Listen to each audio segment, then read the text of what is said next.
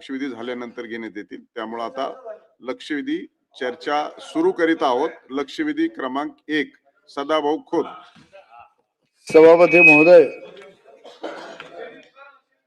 या ठिकाणी केल्याप्रमाणे सरकारकडून आणि सहकार विभागाकडून जे म्हणा लक्षवेधी क्रमांक 1 मंत्री महोदय केल्याप्रमाणे घ्या। सभापती महोदय, लक्षवेधीच्या माध्यमातून या ठिकाणी राज्यातील ऊस उत्पादक शेतकऱ्याच्या संदर्भामध्ये ही लक्षवेधी आहे। आज जर बघितलं तर ऊस उत्पादक शेतकरी हा अनेक अडचणीचा या ठिकाणी सामना करत आहे।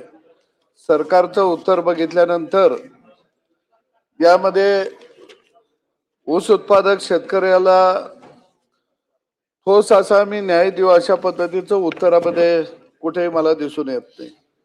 आज अनेक साखर कारखाने वजन काटामारी या ठिकाणी करत आहेत। एका बाजूला विना सहकार नाही उद्धार हे घोषवाक्य आणि दुसऱ्या बाजूला आमचा सहकार आमच्या कुटुंबाचा उद्धार अशा पद्धतीनं सहकाराची वाटचाल चाललेली आहे।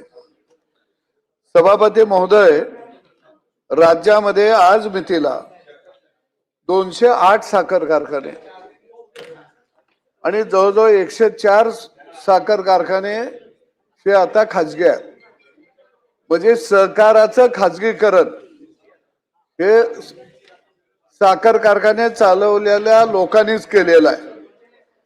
म्हणजे सहकारामध्ये कारखाने उभा करायचे, सरकारचं अनुदान घ्यायचं, बँकेचं कर्ज घ्यायचं, भरमसाठ कर्ज वाढवायचं, त्याच्यानंतर ते कारखाने बंद पाडायचे आणि जे बंद पाडतात तेच लोक परत ते साखर कारखाने घेतात। अशा दुष्ट चक्रामध्ये राज्यातली सहकार चळवळ चाललेली आहे। सहकार मंत्री महोदय, या ठिकाणी त्यांचाही मला वाटतं साखर कारखाना आहे। आता तो सहकारात आहे का प्रायव्हेट मध्ये आहे हे काही मला अजून माहित नाही, परंतु अशी वाईट अवस्था आज राज्यातल्या साखर कारखान्याची आहे। आणि सभापती महोदय, एका बाजूला सहकार टिकला पाहिजे। उत्तरात मी बघितलं की 2 कारखान्याच्या मधलं 25 किलोमीटरचं अंतर आपण काढणार का, तर म्हणले हे 2 किलोमीटरच्या 25 किलोमीटरचं अंतर 2 साखर कारखान्याच्या मधलं जर काढलं तर कारखाने अडचणीत येतील, सहकार चळवळ टिकणार नाही। म्हणजे 208 कारखान्यामधले जे सुरू आहेत त्यातले 104 यांनी बंद पाडून घेतलेले आहेत, त्याचं खाजगीकरण झालेलं आहे। मग हे 25 किलोमीटरचं अंतर मंत्री महोदय, मग हे 25 किलोमीटरचं जे अंतर आहे हे नेमकं हे 25 किलोमीटरचं अंतर कुणासाठी आहे? दुसऱ्या बाजूला वजन काट्यामध्ये सभापती महोदय मोठ्या प्रमाणामध्ये शेतकऱ्यांची लूट होत आहे आणि या संदर्भामध्ये सरकार काय करणार आहे? आणि म्हणून माझा पेशवेक प्रश्न आहे की 2 साखर कारखान्यामधला 25 किलोमीटरचं अंतर आपण काढणार का? जर खुली अर्थव्यवस्था आपण स्वीकारली असेल, पिठाच्या चक्क्या किती घालायला आपण परवानगी देतो, बिअर बारचे दुकानं काढायला परवानग्या देतो, सूतगिरण्या काढायला परवानग्या देतो, दूधसंघ काढायला परवानग्या देतो, आणि असं काय ऊस उत्पादक शेतकऱ्यानं तुमचं घोडं मारलं या की तुमच्याच कारखान्याला आमचा ऊस आला पाहिजे? म्हणजे याने 25 किलोमीटर मधली गावं वाटून घेतली, ही गावं आम्हीच लुटणार। आणि म्हणून हे अंतर सभापती महोदय हे महत्वाचं आहे, हे अंतर काढण्याबद्दल आपण केंद्राला प्रस्ताव पाठवणार का? शेतकऱ्याच्या पायातल्या बेड्या तोडणार का?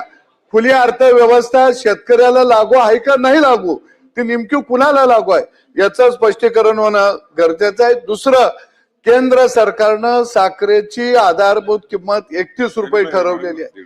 आजच्या घडीला खऱ्या अर्थानं ऊस उत्पादकाला जर चांगला भाव पाहिजे असेल तर ही किंमत माझ्या माहितीप्रमाणे 31 ची 100 रुपये केली पाहिजे. सतेज पाटील साहेब, आपण जर बघितलं ऊसाचा भाव 1986 साली 320 रुपये होता. त्यावेळी प्राध्यापकाचा पगार 16,000 होता. आता प्राध्यापक 3.5 लाखावर चाललंय. आणि साखर ऊसाचा भाव जर बघितला आमचा तर 3,000 आहे. म्हणजे 10% ऊसाचा भाव वाढला आणि प्राध्यापकाचा पगार 200% वाढला.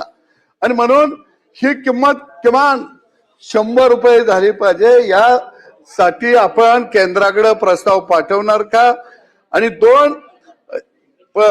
प्रश्न क्रमांक 3 आहे की जे वजन काटे हे आपण ऑनलाईन वजन काटे करणार का आणि शासनाच्या मुख्य सर्व्हरला आपण जोडणार का?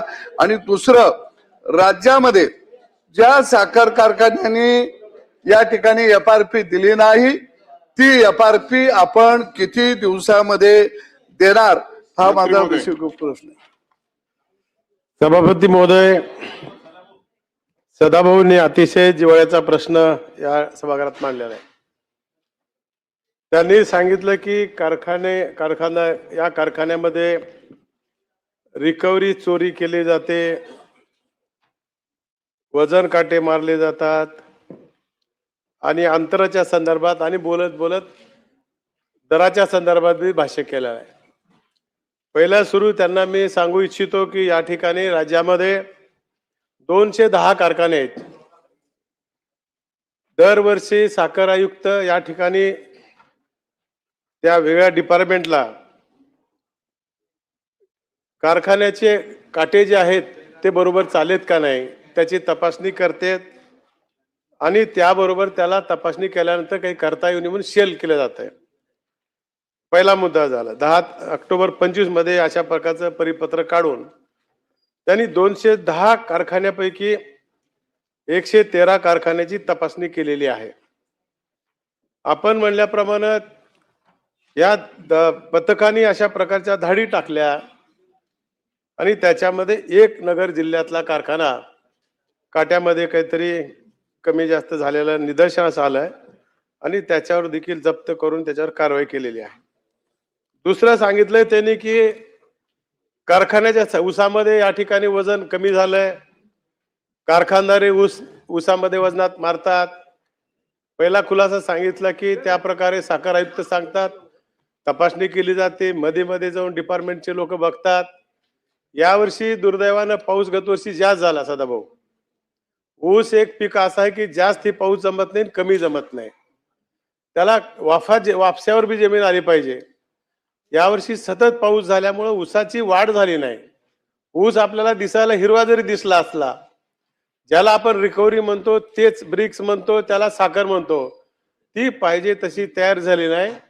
आणि पाऊस जास्त झाल्यामुळं सदाभाऊ वजनामध्ये सगळ्या क्षेत्रामध्ये सगळ्या विभागामध्ये टनेजमध्ये मार खाल्लेला आहे. आपल्याला असं म्हणता येणार नाही की साखर कारखानदारांनी या ठिकाणी काठ्यामधून ऊसामध्ये मार केली असं आपल्याला हे संयुक्तिक दिसणार नाही. अशा प्रकारचं सदाभाऊचं पहिलं उत्तर आहे. दुसरं सांगितलं की एक कारखाना तिथं सापडला आम्हाला, चालू गळफारामध्ये सांगितलं त्यांनी 10 ते 15% वजनात घट येते ते सांगितलं.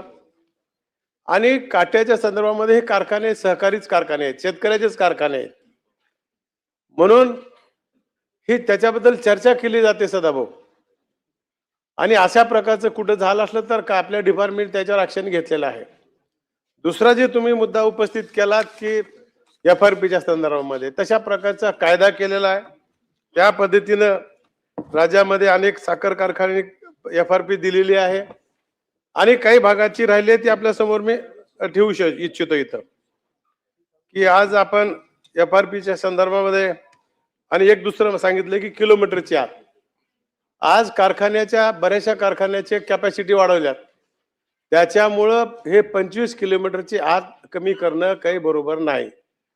इथं साखर कारखानदार बरेच बसलेत, पाटील साहेब आहेत, मोहिते पाटील आहेत, बंटी पाटील आहेत, म्हणून आता कारखान्याची आट कमी करायची आवश्यकता नाही आहे. तेच चालला गेले किमान कारखाना 150 दिवस चालला पाहिजे.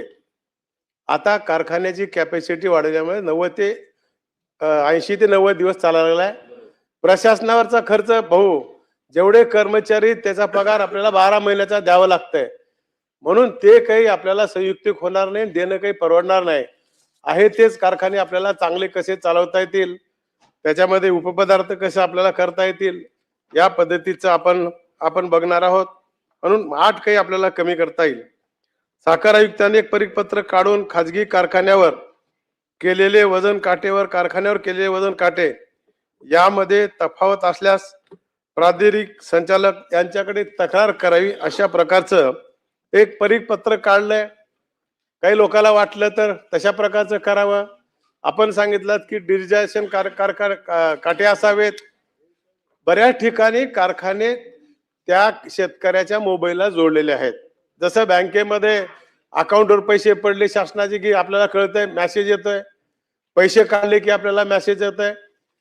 बहुतांश ठिकाणी अशा प्रकारची व्यवस्था झालेली आहे.